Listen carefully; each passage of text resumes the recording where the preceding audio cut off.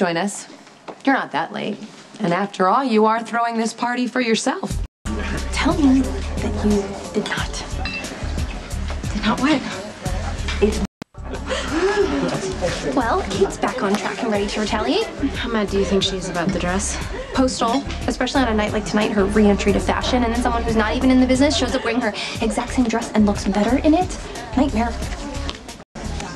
I hope you know what you're doing. My cousin is seriously pissed. Really? Well, Connie better brace herself because I'm just getting started. Carly, what a lovely party. You are a wonderful hostess, whether it's a backyard barbecue or a last-minute cocktail party. Well, thank you, Warren. And I've given a lot of thought to your suggestions about couture. What kind of suggestions? Well, I think real women read magazines. I think real women wear clothes. I don't think all real women are a size 2, and I don't think they all wear stilettos all the time. Speak for yourself.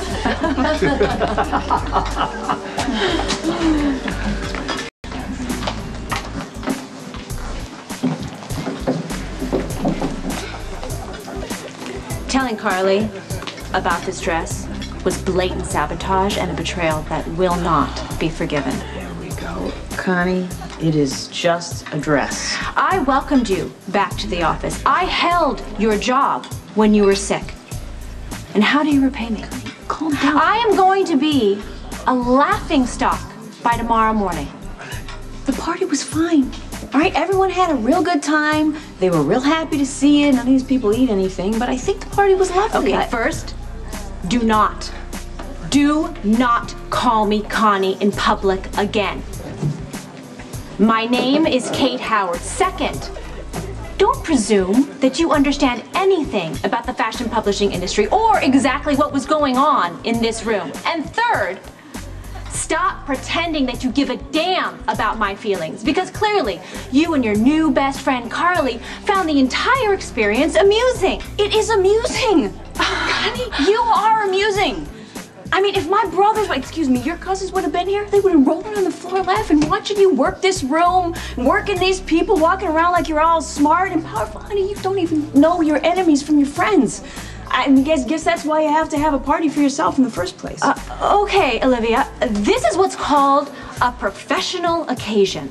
But you wouldn't understand that, right? And I'm just so glad that you found my humiliation amusing. You set yourself up for it when you slept with Carly's husband. You can't think she wasn't going to retaliate. Yeah, right, of course. Of course you're going to see it that way because, you know, you never really made anything of your life. You know what, Connie? What? You're a real jerk.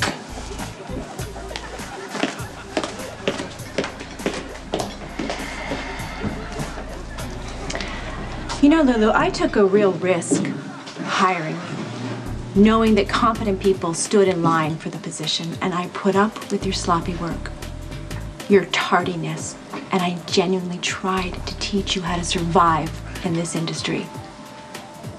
How do you repay me? With betrayal and sabotage.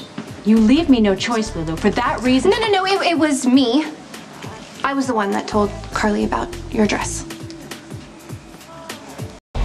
Obviously, if I had known Carly was going to be able to get that dress in time, I would have given you a heads up, but I didn't want to make a big deal out of it. Go on.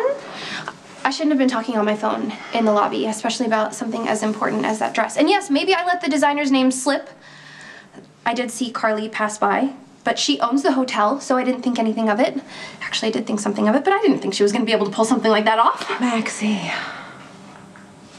I'm very disappointed in you. I know. And I'm sorry because that was a huge mistake.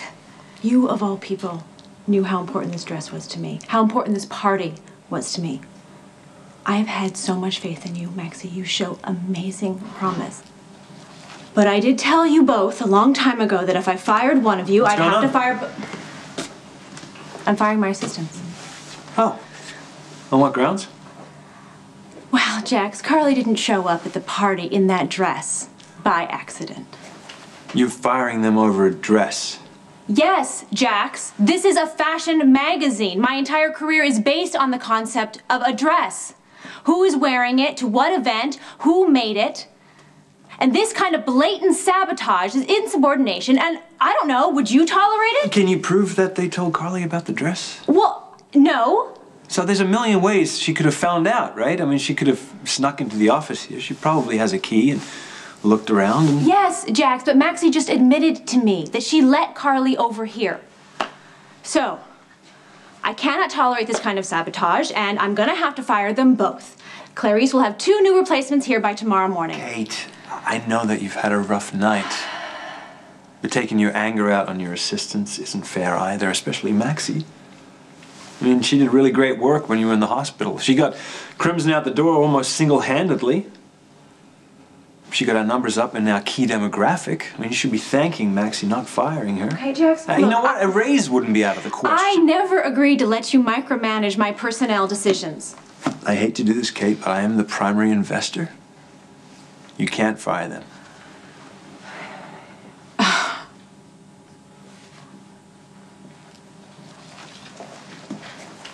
But you are very lucky, and you are on probation until further notice.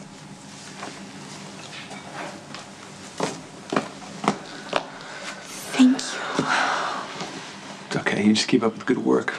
People are noticing, even if she won't admit it. Lulu? Discretion. Okay, you let Carly figure out her own problems. I assure you that she's more than capable. What just happened?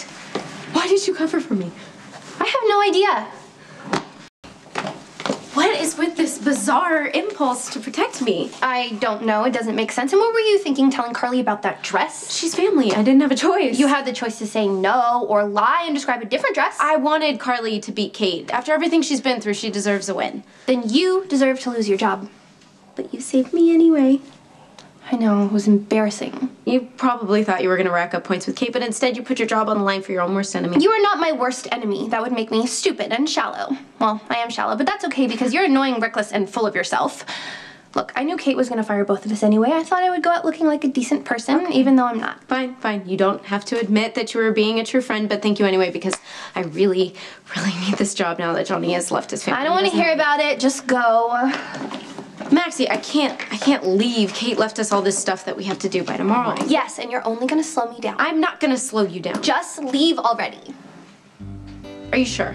Yes. It's way more easy for me to be brilliant when you're not around, and I think the next time Kate has you get lattes, you should bring me one. And it needs to be hot, and on time, and you can't complain. I understand. That's fine. And you always need to remember that I'm the first assistant, and you are the second. You should be assistant editor by now. Good. You can go.